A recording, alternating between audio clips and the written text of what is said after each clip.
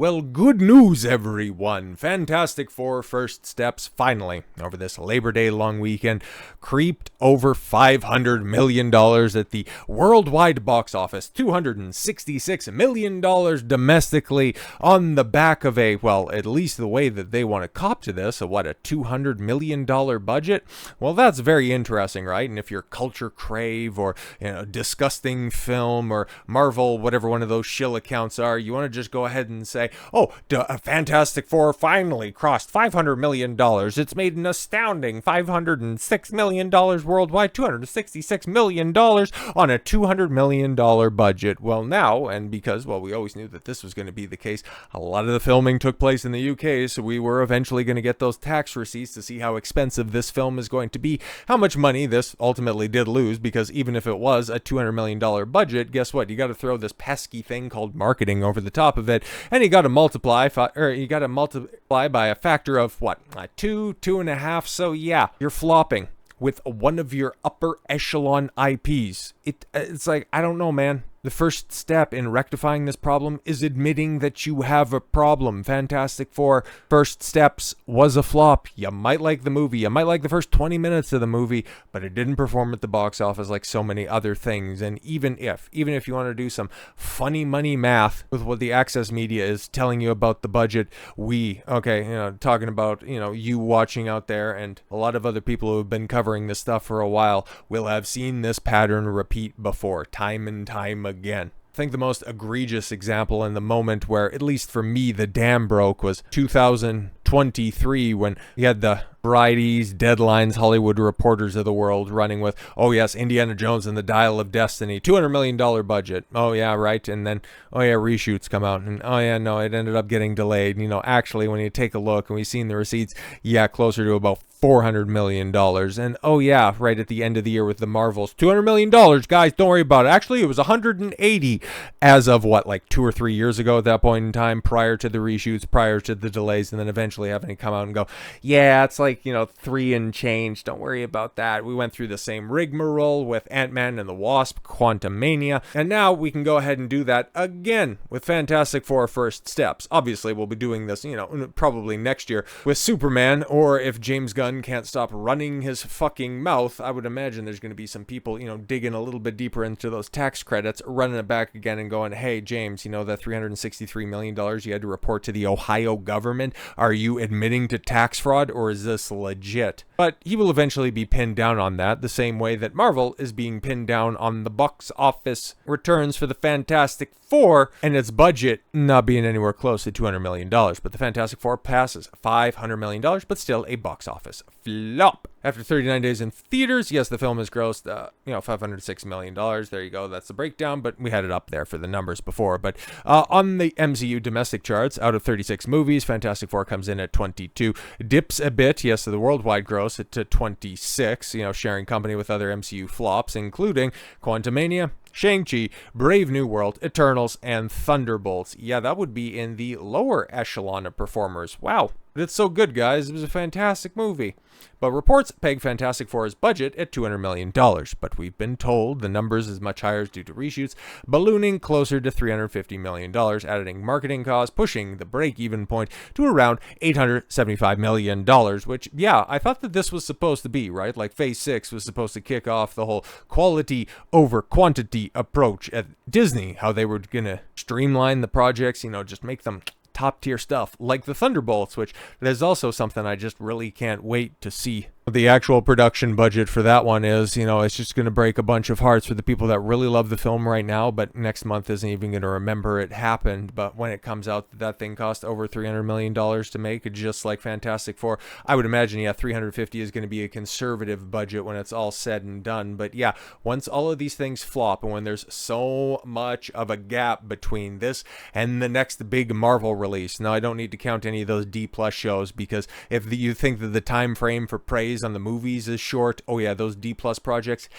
it is a micro fraction of time that is afforded to unabashedly praise them. Who even remembers that Ironheart came out, what, 2 months ago at this point in time? Tail end of June, beginning of July? Yeah, that's what I thought. Nobody. But yeah, as we're seeing from all of the other access media outlets, that the Hollywood and that the box office is absolutely in the tank this year, there's going to be some people that they will more hyper-focus towards different franchises. We're already seeing different demographics once again getting demonized, but when they really start to, peel back the covers, lift up the hood a little bit and assess the engine trouble, yeah, it's your franchises, okay? It's not franchise fatigue. Well, it is franchise fatigue, but it's not necessarily, superhero fatigue. It's bad movie fatigue. That's all it is, okay? When we finally start to assess the lack of proper characterization, these nonsensical plots, these unfinished scripts, when we can start to have those conversations, then we'll start to see some tangible change. But until then, it's just going to be all steam ahead. Throw more money at it because, hey guys, a new Avengers film is coming up and it's going to look something like... No, it's not going to look anything like this. Well,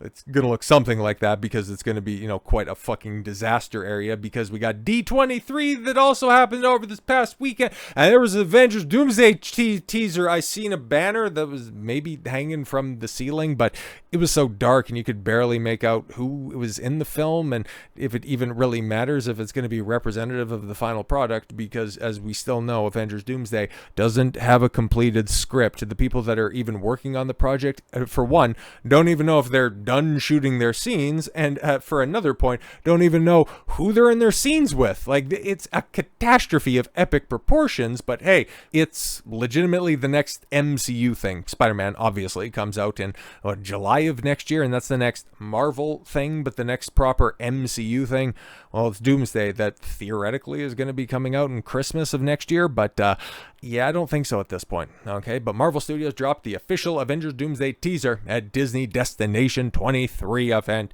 The teaser featured a message from the Russo brothers as well as Paul Rudd, who is back as Ant-Man, which is so wild now at this point in time. It's like, yeah, Ant-Man is probably, at this point in time of your legacy Avengers, probably the biggest name that you guys have at your disposal who's willing to continue to come back, okay? Avengers Doomsday teaser didn't feature any actual footage from the film, but showed off a montage of previous footage from clips of various actors, including Hemsworth as Thor, Mackie as Captain Falcon, Letitia Wright as Shuri, of course he did, as well as Florence Pugh's Yelena, who, if you guys remember, right, because wasn't that also earlier this year? Oh yeah, Kevin Feige, he's done with all this woke and DEI stuff. He's done his bit for King and Country. Let's continue to try to make fucking Yelena a thing. Suck my ass.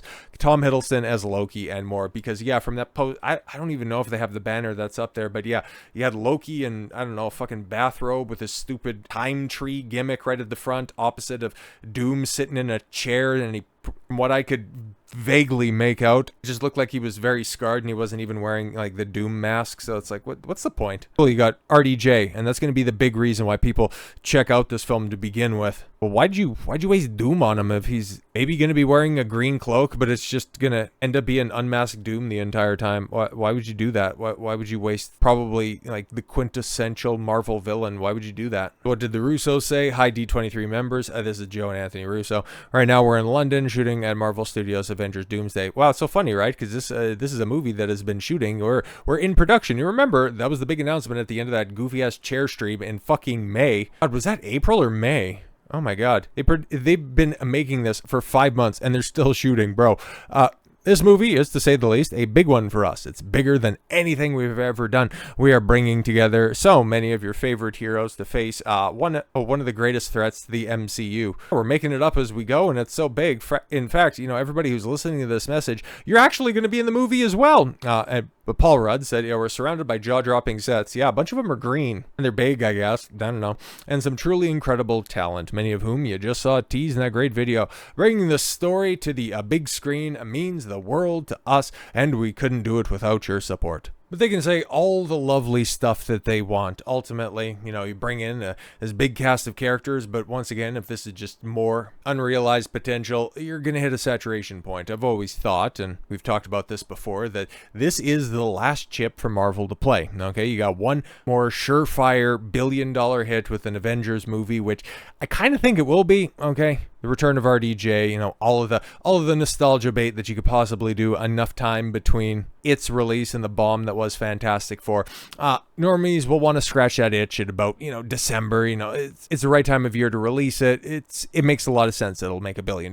But after that, will Secret Wars be able to recapture that a year down the line? I'm not entirely convinced by that. But if this is a good movie, it could be a different thing. So what are we hearing about a plot, or at least what we kind of think it might be at this point in time? If I understand correctly, this is from My Time to Shine. Hello, vaunted scooper. A very big Patreon, I'd imagine. Steve is going back in time to be with Peggy. Oh, okay, cool. So this is apparently the plot, right? Or at least a vague outline of one of the plots, maybe? Okay, so Cap giving up the shield, going back to be with Peggy, creates an incursion that killed Dr. Doom's family. Now Doom is hunting Steve to kill him for what he did, manipulating everyone in his path to achieve it. Interesting. Now, because we know that Doomsday was never really the original plan. It was supposed to be Kang Dynasty. Secret Wars was always going to be Secret Wars, but, the Kang Dynasty. I could see that this also ends up being, maybe not, the incursions end up killing Kang's family, but him wanting to stop the incursions, I could see this, this is probably the framework of the idea, if there was one to begin with, of what they were wanting to do with this, ultimately leading up to Secret Wars, where they could kill off a bunch of the more expensive actors to bring in their cheaper illegal replacements. But okay, finding some loose workaround to bring in the most, not the most, but one of the stupidest aspects from Endgame, where Steve completely betrays his character and gives up everything about himself for a pair of tits. It's like very interesting. But okay, that is something that you can work with. But is that what we're going to be getting? Well, apparently not so much, because it's so funny, right? Because when this went into production, the Russo brothers were coming out and saying, oh no, we've got so many stopgaps in place where you're not going to be hearing any rumors or leaks. And then as people started to get more hesitant about the quality of this film, then you started to hear more rumors. You started to hear about fights on sets, who's going to be in the film, who's not going to be in the film, how muddled the production process is. It's just funny. It's funny how all this stuff comes out. But hey guys, Marvel's got a plan. Don't worry about it. It's the Russo brothers coming back. What could possibly go wrong? But Robert Downey Jr. threatens to rage quit Avengers Doomsday over female-focused script. Wild new rumor claims. Yeah, there's a lot of rumors here from some dubious places, but I think it's interesting to just go over. The unverified claim has sent social media fans ablaze, sparking debates about RDJ's return, the Multiverse Saga's direction. Oh yeah, no, not really. Everybody thinks that it's been trashed for a while, but script being too female focused. Well, if you're going to be working with a bunch of the characters that were introduced in phases 4 and 5, spoilers, a lot of them are women, so that makes sense. So here's the TLDR. Let's go. Okay, so RDJ's a rumored exit. Yeah, because he got into a fight with, well, apparently, because that was the rumor at the time, right? It was him and apparently Ryan Reynolds. But that ended up getting debunked that, hey guys, no, that never happened, okay? Because RDJ and Ryan Reynolds have never actually met. It's like, oh, you're in the same movie, but you've never met. Great. But massive payday, big demands. Despite a $200 million deal with perks like a private jet's, his own trailer compound, RDJ is said to be pushing for a script overhaul. Well, I would probably listen to him over everybody else, because he at least knows this. He knows about this little thing called character writing, so we'll see. Disney might tap into Deadpool and Wolverine writers to inject R-rated flair into the script. Oh yeah, that'll be so great, because that was a fucking tight script for Deadpool and Wolverine. But yeah, a bunch of these rumors come from Doomcock, where it's like, oh god, I see that name and I just fucking roll my eyes. But yeah, what's his big claim to fame? Oh right, reading the same spoilers that were all over Reddit for Rise of Skywalker back in 2019, and he's been batting 1,000 since then, right? Kathleen Kennedy, she's gonna get fired any day now, guys. But at this point in time, looking at all the rumors and all of the drama around this film, is probably going to end up being more exciting than the film itself. It's getting to it without, like a central figure to really focus all of the ire towards, but it's really coming across a lot like the whole Snow White stuff, where all of the hullabaloo around the movie is ultimately going to be more substantive than the actual film itself. Remember that came out this year? Yeah, exactly. It's kind of like how after Doomsday comes out, probably has, a massive opening weekend, falls off by like 60%. And then a month later, everybody goes, oh, yeah, remember when they had that goofy-ass chair stream? Yeah, it was kind of retarded. Because most of the characters that were introduced then, yeah, they only had like 30 seconds on screen before they ended up getting yeeted. What a fucking waste of money, which is about the perfect summation for Marvel, Hollywood, and the entire entertainment industry at this point in time. So with all that said, thank you all very much for the gift of your time. I've been Don Consuelo. I want you to follow your gut and get after it. Take care, everyone.